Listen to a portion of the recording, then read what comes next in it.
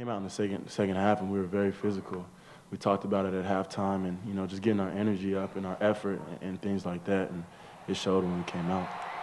Well, definitely, as Kalen Balaj said, a tale of two halves here at Sun Devil Stadium as the Sun Devils bounce back and beat Washington 27-17. I'm Eric Sorensen, Sports 360 AZ. I'm with Chris Cartman, SunDevilSource.com. And Chris, I guess we should start with something the Sun Devils did today that they haven't done in recent weeks, and that's finishing a game. Absolutely. The fourth time in a row that they've had a lead in the fourth quarter. Of course, they lost the last three.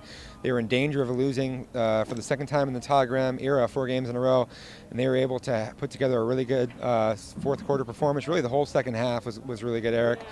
Both sides of the field. They had some key guys out on defense. They were able to bounce back from that, have a solid performance. They really were attacking on that side of the football and had some success. No sacks in the first half, 4 sacks, I believe, in the second half, led by Antonio Longino. They, of course, had 4 turnovers that they generated. This is the team that came in last in the Pac-12 in turnover margin. So a really great performance that was opposite of what they did in more recent games. The offense absolutely anemic in the first half. That includes Mike Bercovici, but he definitely bounced back and finished strong for ASU. Yeah, ASU was all out of sorts in that first half. They 3 and out in the first couple drives. They really couldn't get in any kind of a rhythm.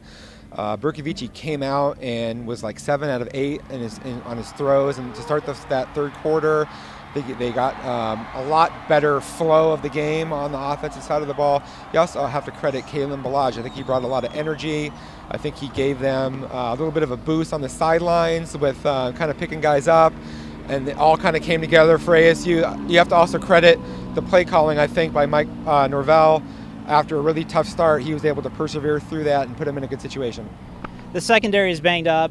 Some guys missed time during the week, and now no Jordan Simone. How does ASU move forward with a mash unit in the back half?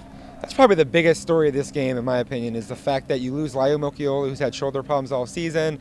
You lose Jordan Simone. Those are 2 of their 3 or 4 best players on the defensive side of the football. They've been abysmal when those guys have been out of the game. And then, of course, you had Kareem Orr, who didn't even play, who was their starting field side safety, who got hurt late in practice.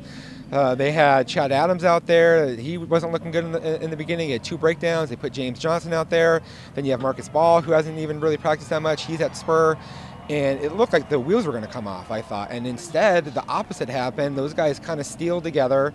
The coverage actually became quite good as that second half wore on. They were getting pressure on the quarterback, and it turned out to be a great performance. Todd Graham said at halftime, guys had a steel look in their eyes. Like they were actually ready to persevere through this, and that definitely showed up.